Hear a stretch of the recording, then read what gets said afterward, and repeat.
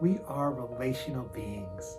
We were born to be in relationship with each other, in relationship with ourselves, in relationship with this beautiful world around us. We were born to be here. We were born to belong. And because of that, in part, we are profoundly impacted by the world around us. We're impacted by what people say about us. If somebody we care about says something disparaging about us, it can break our hearts. If somebody we admire says something complimentary about us, it can send us sky high. But that's not only true of the voices out there, it's true of the voices in here. We all too often use our internal voices to beat ourselves down, not to lift ourselves up. Day in and day out, we hear ourselves angry with ourselves, critical with ourselves, telling ourselves, what's wrong with me? Why didn't I do this? Or how did I make that mistake? Or I shouldn't have done that. Or I can't believe I did this to myself again. Or how am I here? We find ourselves again and again our own worst critics, struggling every day to not once again berate ourselves as we try to live our lives. Here we are doing the best we know how to live our lives as well as we can. And yes, we don't do it perfectly. And yes, we make mistakes. And yes, we struggle.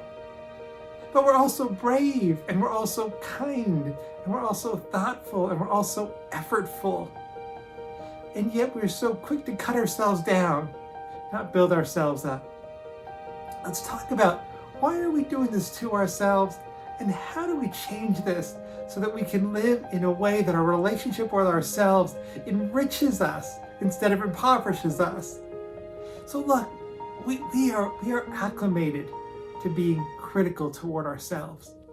And we are critical of ourselves in large part because we believe at some level that by being critical of ourselves, we're going to motivate ourselves. It's as if we believe if we're going to beat ourselves down, that's how we rise up. That the more I berate myself, the more I motivate myself to change. If I beat myself up for a mistake, I'll never make it again. If I beat myself up for something I do that I didn't like, then I'll be careful not to make that happen again. As if we punish ourselves, believing that then we will be better to avoid our own self-punishment. But we all know that if you beat a kid down in his childhood, he only grows up to be scared. He doesn't grow up to do it right. He grows up to be compliant and scared and inhibited in the world. When we punish ourselves all the time, we don't teach ourselves how to live better. We just teach ourselves how to live scareder. And we deserve better than that. I want us to begin the process of changing our own internal dialogue by beginning to add a much more encouraging, a much more supportive, a much more engaging voice that lifts us up more often in our everyday lives. We all deserve to be lifted up in this life because life is hard and we don't need to make it harder. Life will beat us down sometimes. We don't need to beat ourselves down. We need to know how when life beats us down to rise up, and how when life gives us a gift to celebrate it. And how do we do that with our own internal voices? First, just begin to just congratulate yourselves for the small things. I know that all too often we just take the small things for granted, but whatever the small things are, whether you made a nice meal for yourself or for the family, whether you just drove safely to work, whether you made a good right turn that saved you 5 minutes on your drive, whatever it might be, to just pause and congratulate yourself. Whether you tried to smile at someone today and succeeded or not, that you tried.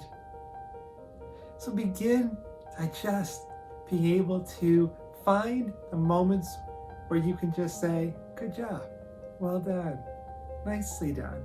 And practice that as much as you can. To just bring some kindness, some celebration, some self-appreciation into your life. You deserve to be appreciated for all the small things you do every day that add up to the life that you have. We all too often forget to do that. We all too often never do that. Come back to you and celebrate you in that way. Next, when life pushes you down and it's hard, or you made a mistake, and you've done something where you're inclined to beat yourself up, let's do it a little bit differently. Let's pause for a moment, catch your breath, and just allow yourself to feel. If you're angry, you just say, I'm angry. If you're scared, just be scared. It's okay to have the feeling around what happened. Where do I want to go now that I am here, even if I don't want to be here? And what are the right steps that get me there? And so now, when life gets hard, a soft voice emerges and says, it's okay if you're mad. It's okay if you're scared. It's okay if you're sad. It's okay. You get first to have your feelings. Then you get to ask yourself, well, I'm here now. And what do I want to do to move away from here? And what do I want to learn about myself around what brought me here so I don't fall back in the same hole again? And now, instead of just critiquing yourself because things didn't work out, you get to be kind to yourself. You learn from the experience and you move your way out of the experience you don't want to have. And when you get out of it, you congratulate yourselves again for doing the good work of digging your way out. Life is going to be tough. And I don't expect that you're going to stop instantly being tough on yourself having heard this.